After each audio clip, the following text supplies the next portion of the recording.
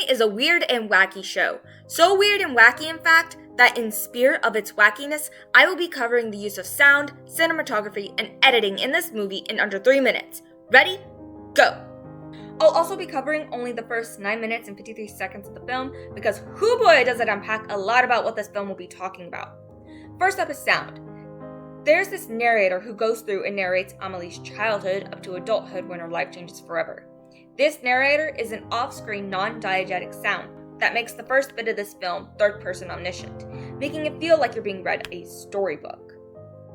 Next up is cinematography, or more importantly, the use of camera movement. Within the first 3 minutes and 41 seconds, the camera movement is shown to be shaky, using very subtle pans and zooms.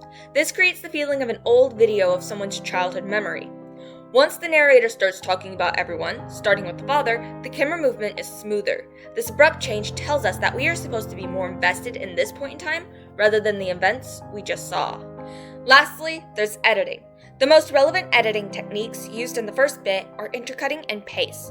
The pace up until the 3 minute and 41 second mark is fairly fast, leaving little room for you, the audience, to process things. This is intentional because you're not supposed to process anything other than this is how the whole movie will feel: chaotic and fun, childlike. It just covers the essential basics of what you need to know.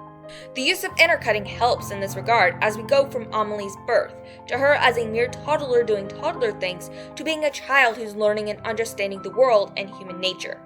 The last bit of intercutting in this segment was used to convey the passage of time to when Amelie is finally an adult moving out of the house.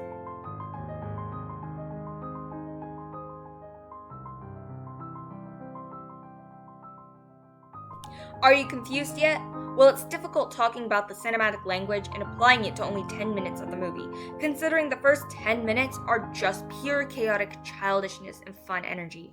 But either way, I hope you enjoyed this video and my analysis on the cinematic techniques used in this film. I suggest you watch it for yourselves because there is so much more to unpack in that movie. It's great for any film kid to analyze and for any casual watcher who just wants to kick back and feel like a kid again.